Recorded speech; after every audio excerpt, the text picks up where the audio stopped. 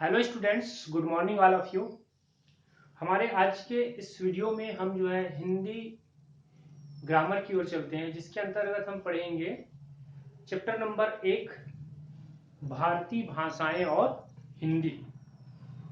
ठीक है, भारतीय भाषाएं और हिंदी। जैसा कि यहाँ पर आपको बताया गया टाइटल में, भारतीय भाषाएं और हिंदी।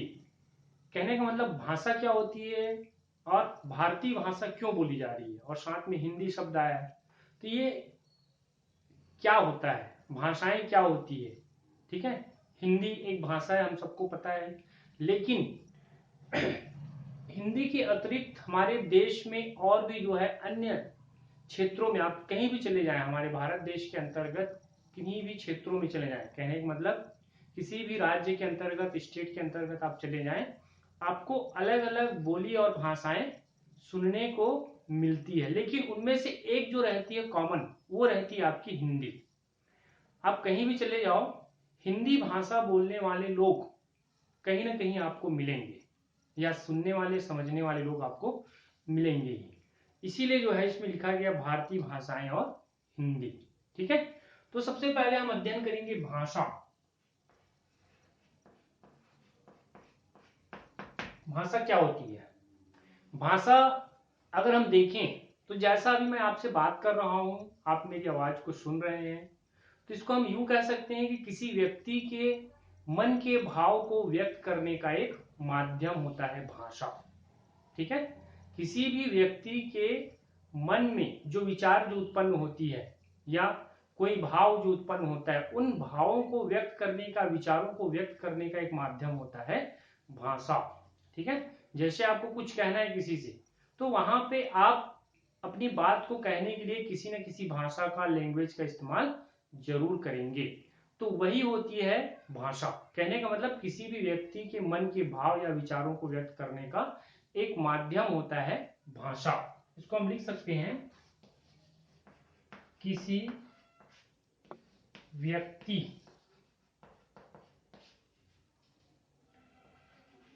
के मन के भाव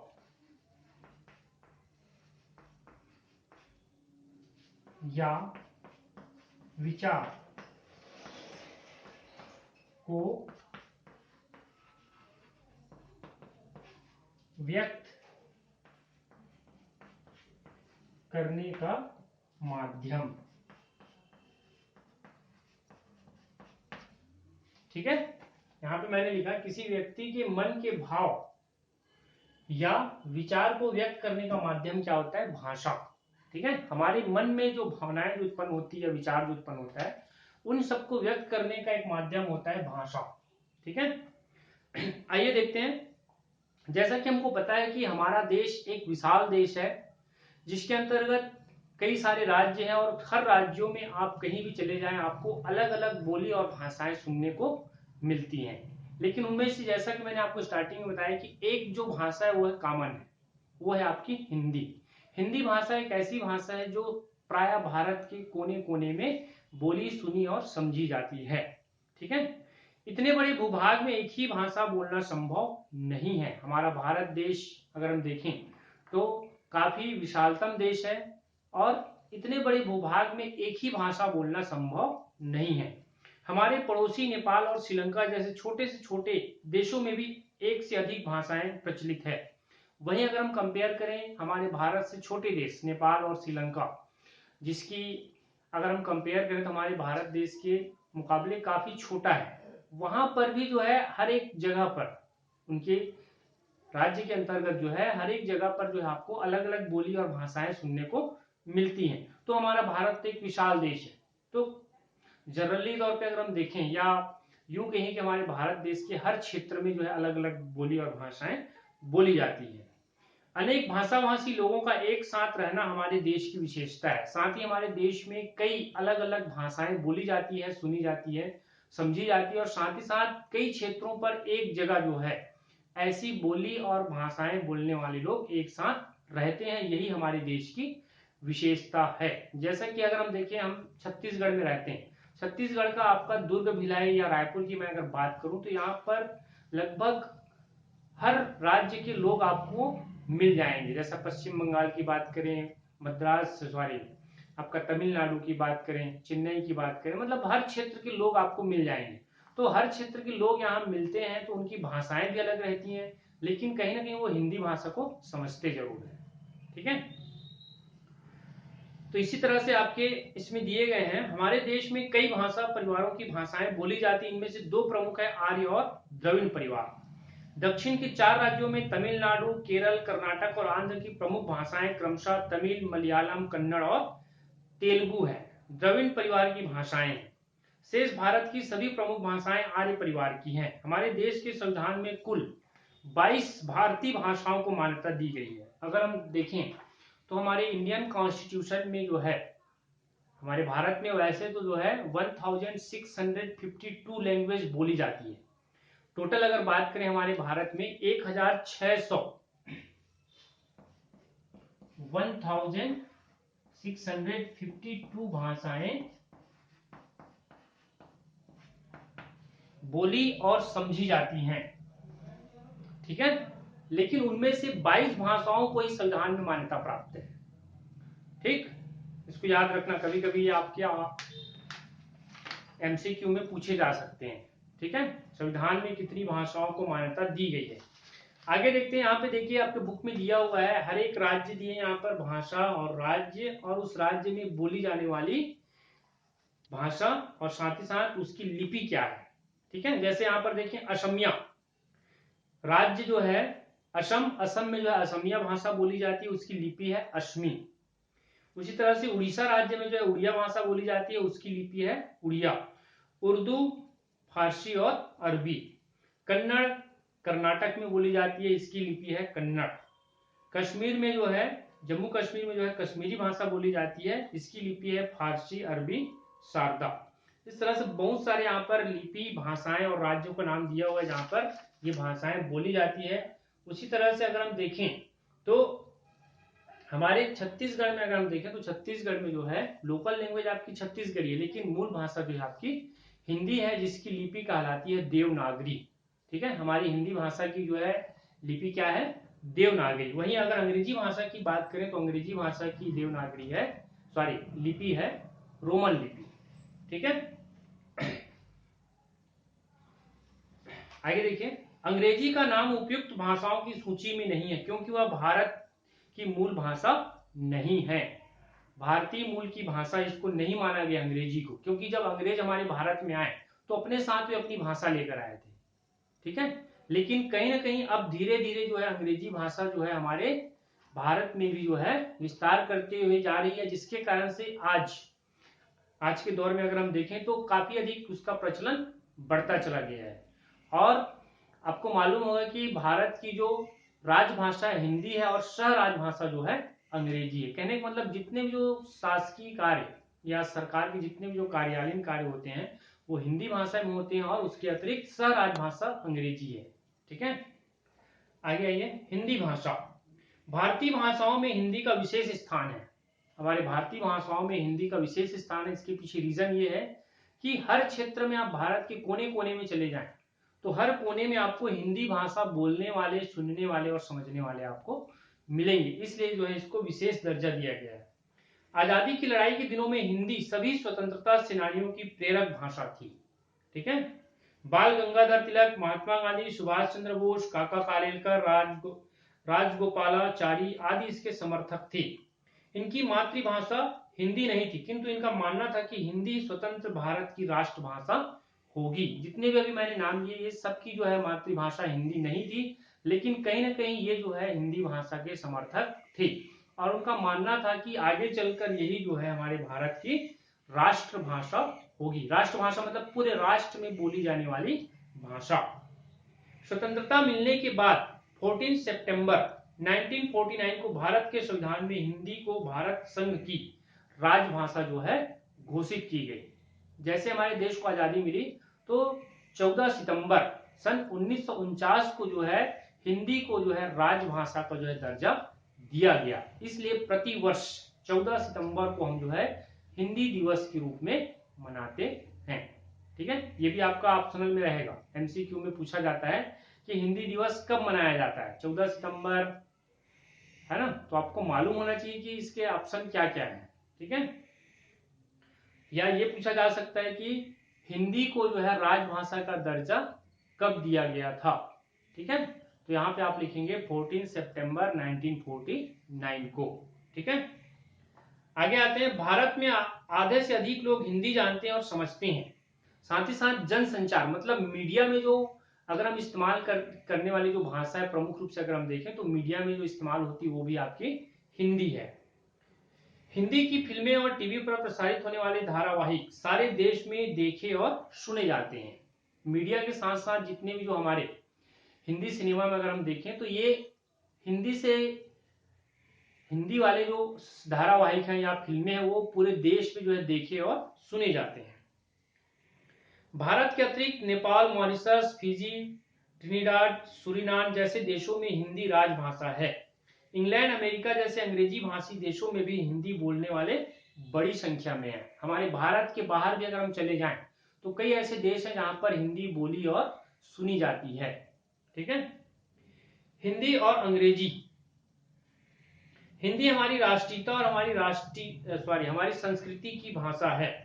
वह हमें अपने समाज से जोड़ती है। हिंदी भाषा जो है अगर हम देखें तो वह हमें समाज से जोड़ती है, हमारी संस्कृति की भाषा है, देश की विशेषताओं को पहचानने में मदद देती है। उसके माध्यम से हम देश के किसी भी भाग में संपर्क कर सकते हैं, इसलिए यह महत्वपूर्ण है। साथ ही साथ इसे संपर्क भाषा भी कहा जाता है।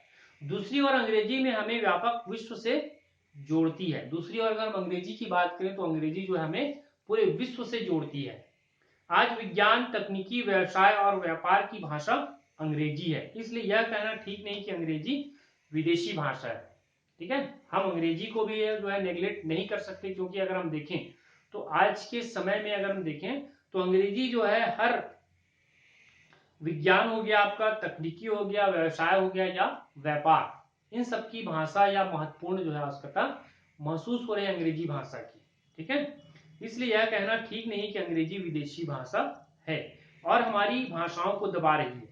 सच तो यह है कि दोनों भाषाएं हमारे व्यक्तित्व का विकास करती हैं और हमारे भविष्य को संवारती है।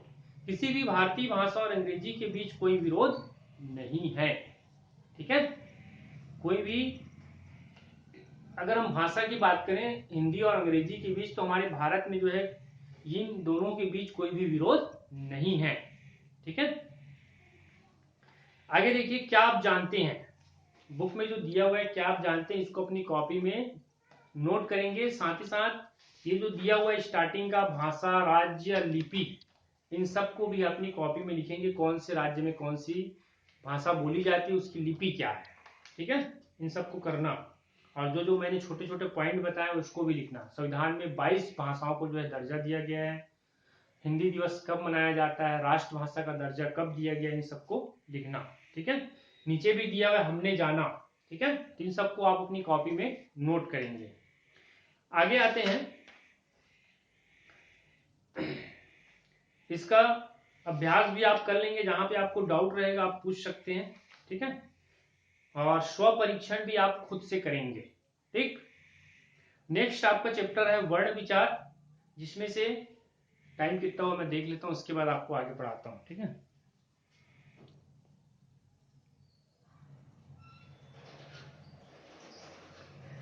चलिए 5 मिनट लगभग ये हो जाएगा, 5 मिनट में, ठीक। तो देखते हैं 5 मिनट में कितना आपका कोर्स होता है। आगे सेकंड चैप्टर है आपका वर्ण विचार।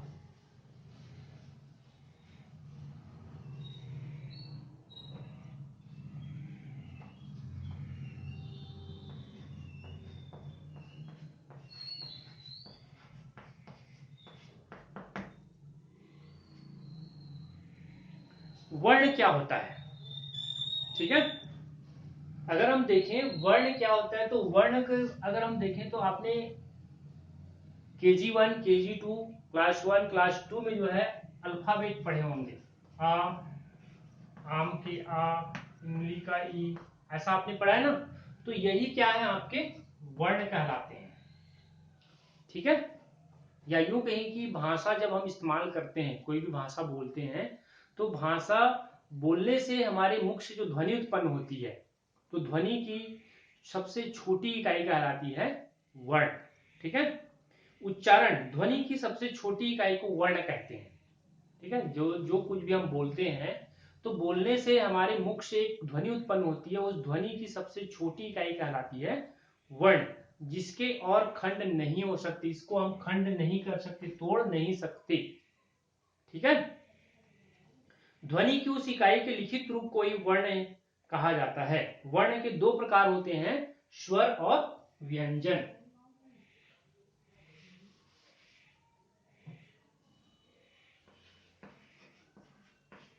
स्वर और व्यंजन। ठीक है, वर्ण दो प्रकार के होते हैं, स्वर और व्यंजन। जैसे कि आपको मालूम होगा, अंग्रेजी वर्णमाला में भी जो है आपके स्वर और व्यंजन होते हैं, वावेल एंड कॉन्सोनेंट। उसी तरह से आपकी हिंदी वर्णमाला में भी स्वर और व्यंजन होते हैं, जिसमें आपके स्वर जो है आपके इसमें बुक में दिए हुए हैं 11 स्वर हैं, जिसमें से 2 जो है अयोग व स्वर कहलाते हैं। ठीक है, जिसमें से आ ई उ री ए ओ औ और अहा, ये जो है आपके 11 स्वर होते हैं। उसके बाद बाकी जो बचे का खा गा गा चा छा जा जा मामा पापा था था मामा, ये सभी क्या है आपके व्यंजन कहलाते हैं। ठीक है, तो ये आपके पूरे दिए हुए बुक में आप इसको स्टडी कर सकते हैं। ठीक, साथ ही साथ इसको एक चीज और याद रखना कि स्वर जो है, स्वर मुख के भीतर बिना किसी रुकावट के बोले जाते हैं। ठीक है, स्वरों का जब आप उच्चारण करोगे तो उनके उच्चारण में जो है मुख से जब उनका उच्चारण होगा या ध्वनि उत्पन्न होगी, तो वह जो है बिना किसी रुकावट के उत्पन्न होती है। जैसे आ अगर हम बोल रहे हैं, तो ना तो जीभ एक दूसरे से टकरा रहा है, ना हमारे जो दांत है वो चिपक रहे हैं या लिप्स चिपक रहे हैं, है ना। लेकिन वहीं अगर हम व्यंजन की बात करें, तो व्यंजनों को जब हम बोलेंगे तो कहीं ना कहीं जीभ एक दूसरे ऊपर तालू या नीचे से टकराता है। जैसे का बोलने से क्या होता है, जीभ जो है हल्का सा ऊपर नीचे होता है ना। तो ये सभी क्या होता है, व्यंजन कहलाते हैं, जो मुख के द्वारा जो है ना, जिन वर्णों के उच्चारण में हवा मुख के भीतर कंठ, जीभ, तालू, दांत, ओंठ आदि से रुककर बाहर आती है, ये सभी क्या कहलाते हैं, व्यंजन। व्यंजनों को स्वरों की सहायता से ही बोला जा सकता है। व्यंजन जो है स्वतंत्र नहीं होते। ठीक है, जब कभी उसको बोला जाता है तो वे जो है स्वर की सहायता से ही बोले जाते हैं। जैसे यहां पर मैंने बोला का, तो क के साथ जो है आ आता है।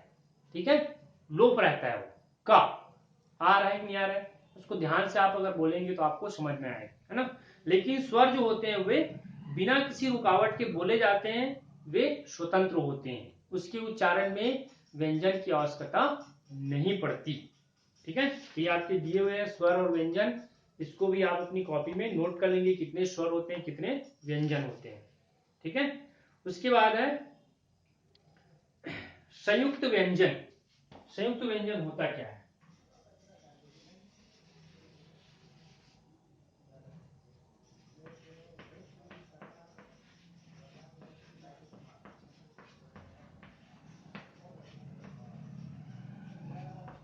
संयुक्त व्यंजन यहां पर बताए गए हैं, 4 संयुक्त व्यंजन दिए हैं, छ, त्र, छ बना है आपके क और स से, और ये बना है आपके त और र से। ठीक है, उसी तरह से आपके हैं ज्ञ, ये बना है आपके स्र। ठीक है, ज्ञ बना है आपके ज, सॉरी ज धन ज्ञ। ठीक, और स्र बना है आपके स धन रस। तो ये संयुक्त व्यंजन कहलाते हैं। संयुक्त व्यंजन मतलब दो व्यंजन आपस में जुड़कर एक नया व्यंजन तैयार कर रहे हैं, वो कहलाता है संयुक्त व्यंजन। ठीक है, दो व्यंजनों को जोड़कर बनता है। जैसे इसमें शब्द बना है क्षमा, रक्षक, क्षत्रिय, क्षमा, है ना। ये सभी आपके दिए हुए बुक में देख लेना आप लोग। उसके बाद आगे आते हैं, महत्वपूर्ण चीज है संयुक्ताक्षर। ये समझ में आया ना, संयुक्त व्यंजन। संयुक्त व्यंजन 4 होते हैं, छ, त्र, ज्ञ और स्र। तो किससे किससे मिलकर बना है इसको ध्यान रखना। क और स, त्र बना है त और र से, ज्ञ बना है आपके ज और य से, स्र बना है आपके स और र से। ठीक, आगे आते हैं संयुक्ताक्षर। ये आपकी छोटी क्लास में, इसलिए मैं थोड़ा सा फास्ट चल रहा हूं, ठीक है। इसको आपने जो है छोटी क्लास में एक बार और अच्छे से स्टडी कर लिया है, इसलिए जो है मैं इसको ज्यादा नहीं बता रहा हूं, केवल इसका रिपीट एक तरह से हो रहा है।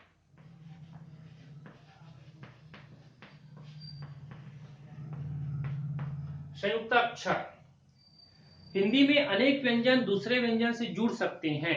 हिंदी वर्णमाला में जो है अनेक व्यंजन दूसरे व्यंजन से जुड़ सकते हैं, ठीक है। हिंदी में अनेक व्यंजन एक दूसरे से जुड़ सकते हैं, जिन्हें संयुक्ताक्षर कहते हैं। उन्हें जोड़ने के कुछ नियम होते हैं। जैसे यहाँ पर सबसे पहला बताया गया, खड़ी पाई वाले व्यंजनों में खड़ी पाई हटाकर। अब खड़ी पाई क्या होता है, यहाँ पर ख मैंने लिखा, तो यहाँ पर खड़ी पाई इसका ये हो जाएगा, ठीक है। इसको हम अगर किसी शब्द के साथ जोड़ेंगे तो ऐसा लिखेंगे, इसका ये जो लाइन जो दिख रहा है वो हट जाता है और इससे बन जाता है आपका, जैसे यहाँ पर मैंने एक शब्द बनाया विख्यात, ठीक है, ख्वाब।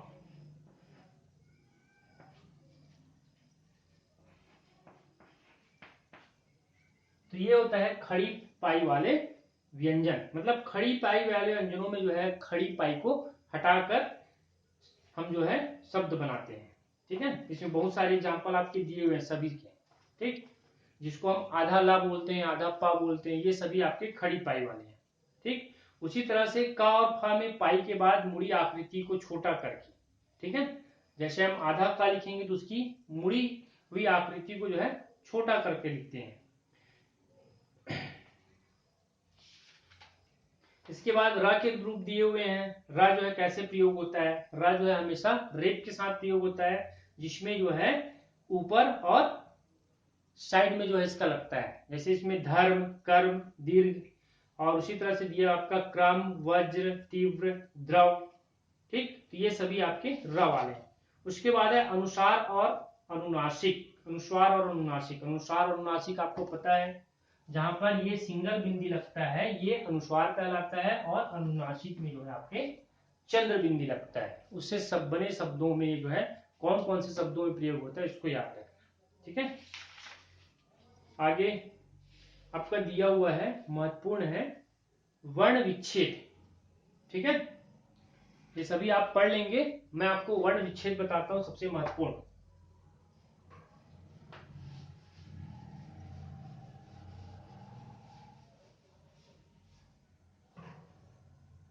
वर्ण विच्छेद,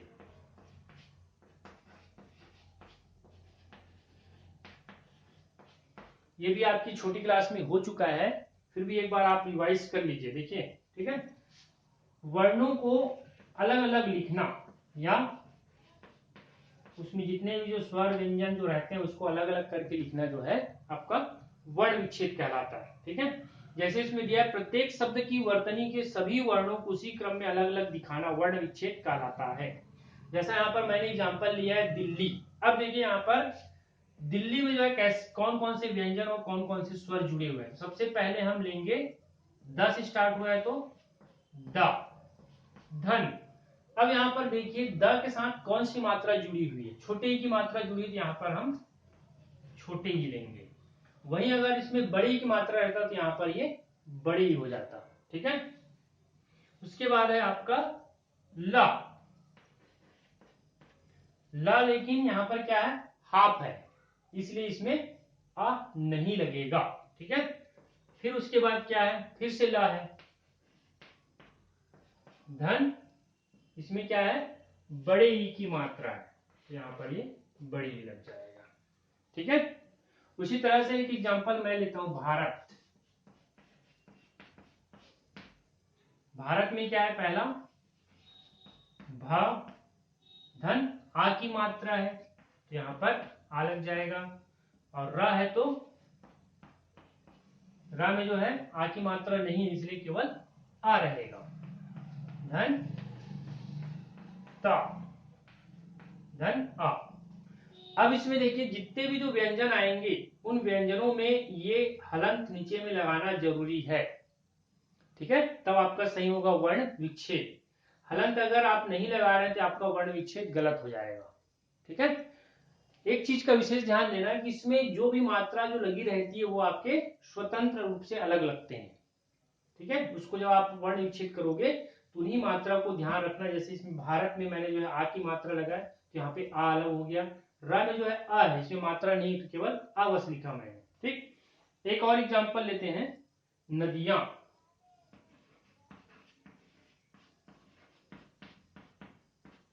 सबसे पहले यहां पर मैंने लिया न धन अ धन द धन ई, क्योंकि ई मैंने यहां पर क्यों लिया, क्योंकि ये छोटी ई है। अब यहां पर देखिए या है, या धन, अब इसमें क्या है अनुस्वार लगा हुआ है तो यहां पर हम आ के साथ जो है क्या कर देंगे, अनुस्वार लगा देंगे, ठीक है। तो ये हो गया आपका नदिया। तो इस तरह से पीछे आपके बहुत सारे और एग्जाम्पल दिए हुए इसमें, और इसका जो है वर्ण विच्छेद भी आपको करना है, बुक में जो दिए हैं उसको पूरा कंप्लीट करके रखना है, ठीक है। इस तरह से आपके 2 चैप्टर कंप्लीट हुए। नेक्स्ट चैप्टर में मैं आपको पढ़ाऊंगा शब्द विचार, जिसके अंतर्गत हम पढ़ेंगे उपसर्ग, प्रत्यय और समास, ठीक है। आज की वीडियो के लिए इतना ही। कहीं पे भी आपको डाउट लगता है तो पर्सनली आप मुझसे कांटेक्ट कर सकते हैं।